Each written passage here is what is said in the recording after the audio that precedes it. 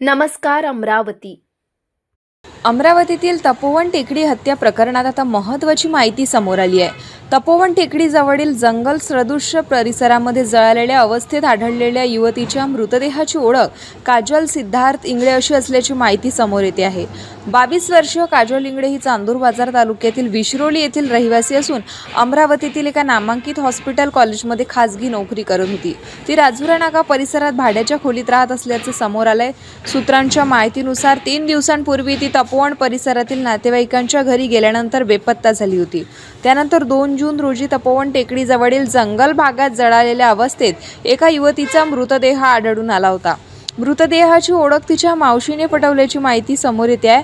दरम्यान हत्या करून पुरावा नष्ट करण्याच्या उद्देशाने अज्ञात आरोपींनी मृतदेह जाळल्याचा संशय व्यक्त केला जातोय आणि या प्रकरणी गाडगेनगर पोलिसांनी 2 संशयित युवकांना चौकशीसाठी ताब्यात घेतले असून तपासाची चक्रे वेगाने फिरत आहे.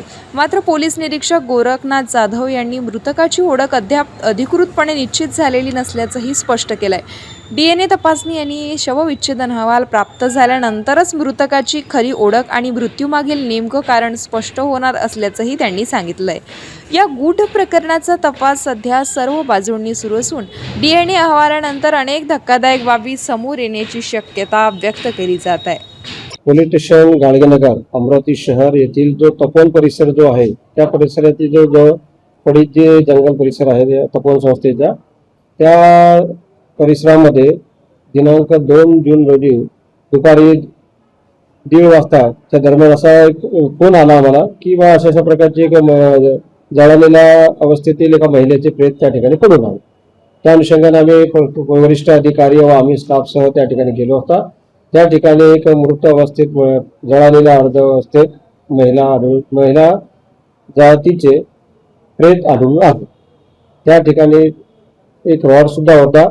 म्हणजे त्याच्यावर क्लिअर झालं होतं की त्या महिलेसोबत काहीतरी घातपात झाला असावा आणि तिला मारला असावा आणि पुरावा नष्ट करण्याच्या दृष्टिकोनातून तिला जाळून टाकण्याचा प्रयत्न केला. परंतु जे काय असेल लोकांच्या भीतीमुळे किंवा येणार जाणाऱ्यांच्या याच्या भीतीमुळे तो व्यक्ती फास्टमध्ये जो काही कृत्य करणारा होता आरोपी अज्ञात व्यक्ती तो पळून गेला आणि ती महिला पूर्णपणे जळालेली नाही. त्या घटनेला साधारणतः 36 ते 38 तास उलटून गेलेले असल्यामुळे आणि उष्ण वातावरण असल्यामुळे बऱ्यापैकी ती बॉडी जे आहे शरीर जे प्रेत होतं ते कुजण्यास सुरुवात झालेली होती. चेहऱ्याला जमिनीवर टेकलेला असल्यामुळे पूर्ण त्याच्यामध्ये अळ्या पडलेल्या होत्या. त्यामुळे चेहरा ओळखण्यासारखा नव्हता आणि महिलेच्या अंगावरील जे काही अर्धवट जळालेले कपडे होते जो स्टॉल होता गुंडाळलेला चेहरा आणि इकडे हातापायाला असलेले नखपालिश आणि हातात अंगावर असलेला पिवळ्या कलरचा जो काही ड्रेस होता तुकडा उरलेला आहे त्याच्यावरून जे काही एक पोलीस स्टेशन फेजलपुरा हद्दीत राहणारे राजुरा गावातील घटनेपासून 200 मीटर अंतरावरील जे इसम आहे थोरात नावाची व्यक्ती जे आहेत त्या व्यक्तींनी त्यांची मुलगी नातेवाईक असल्याचे सांगितले. त्याबद्दल त्यांनी पोलीस स्टेशन फेजलपुरा येथे ते काही मिसिंगची तक्रार घरून गेल्यावर दाखल करणार आहेत. परंतु दाखल झाली की नाही अद्याप माहिती घेणे सुरू आहे आणि त्यांनी बघितले की आमचीच नातेवाईक आहे असं त्यांनी प्रथमदर्शनी सांगितलेले आहे.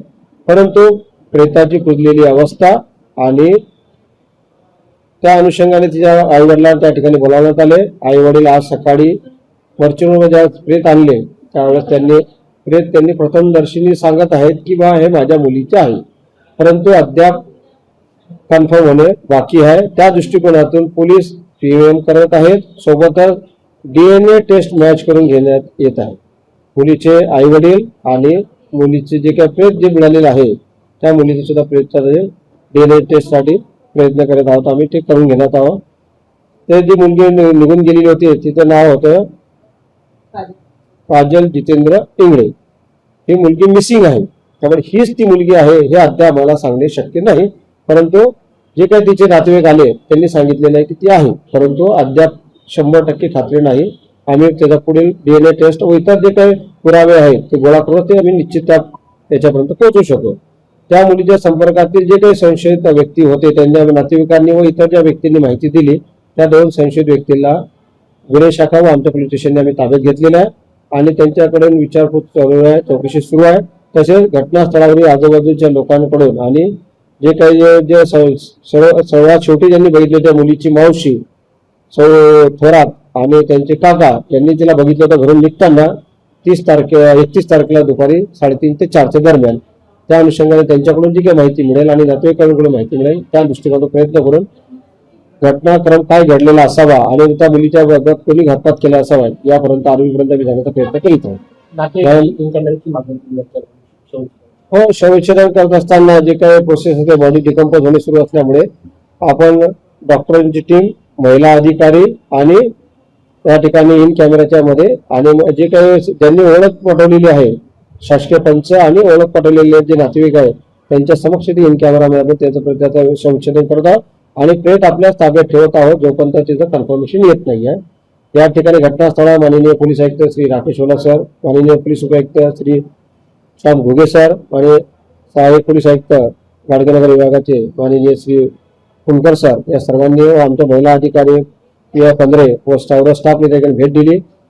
घटनास्थळावर FSLची टीम आणि इतर माध्यमातून पुरावे गोळा करून घटनेचा पूर्ण म्हणजे निष्कर्ष काढण्यापर्यंत आणि त्या प्रेतासोबत झालेली जी काही घटना आहे त्याचा शोध घेण्याचा एक पुरेपूर प्रयत्न करीत आहोत.